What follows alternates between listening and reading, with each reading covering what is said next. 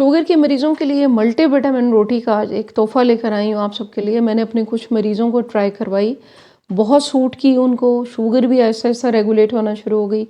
Sugar के मरीज़ों की बहुत ख्वाहिश होती है कि जब सारी फैमिली रोटी खाए, तो डॉक्टर साहबा हमें दिन में कौन-सी कितनी रोटी खानी चाहिए, इसके ऊपर मेरी एक वीडियो है, वो भी आप देख सकते हैं जाकर चैनल पर।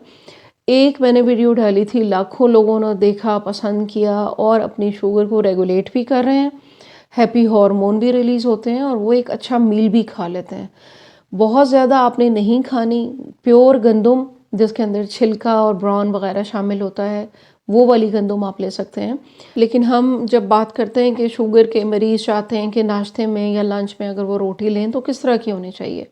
तो आज की जो रोटी है वो मल्टीविटामिन रोटी मैं कहूँगी। वो चीज़ें जो मौजूद तो हैं हमारे पास लेकिन हम उनकी कदर नहीं कर रहे। पत्तों से बनेगी ये रोटी और किस तरह बनेगी, इतनी ग़िज़ाइयत से भरपूर, विटामिन इसके अंदर मौजूद, मिनरल्स मौजूद। आपको पता है कि जितनी पत्तों वाली सब्ज़ियाँ होती हैं, ये इनके अंदर स्टार्च नहीं होती। स्टार्च वो चीज़ है जो आपकी शुगर को बहुत तेज़ी से बढ़ाता है, ब्लड शुगर को। डायबिटीज़ है, नहीं है, प्री डायबिटीज़ है, फैमिली में किसी को है, आपको अभी नहीं है, तो आप इस किस्म की हैबिट्स को अपनाएं ताकि आप शुगर के मर्ज़ को रिवर्स भी कर सकें और अगर नहीं है तो आप उससे बच सकें।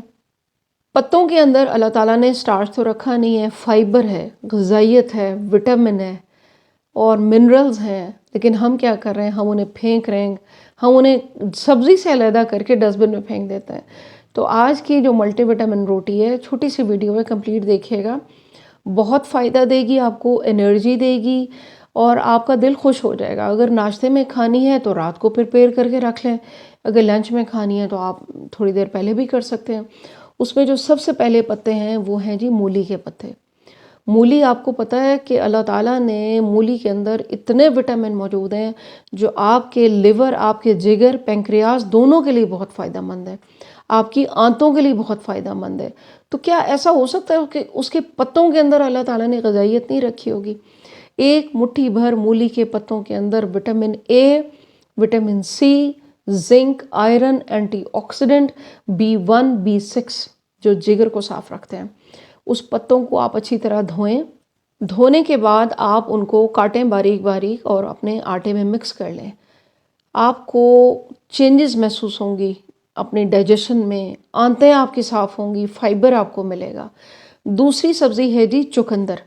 चुकंदर तो सौगात है ना, एंटी इन्फ्लेमेटरी टॉप की सब्ज़ी है जो एंटी इन्फ्लेमेटरी कंसिडर होती है। उसके पत्ते को कभी गौर से देखें, उसके पत्ते में आपको शरियाने और कैपिलरीज नज़र आएंगी जैसे अल्लाह ताला ने हमारे जिस्म में जाल बिछाया हुआ है। चुकंदर और चुकंदर के पत्तों के अंदर वो नाइट्रेट कंपाउंड्स मौजूद हैं जो नाइट्रिक ऑक्साइड में कन्वर्ट होते हैं आपकी बॉडी में जाकर। आपके दिल की सेहत के लिए बहुत अच्छे हैं, आपकी शरियानों के लिए बहुत अच्छे हैं।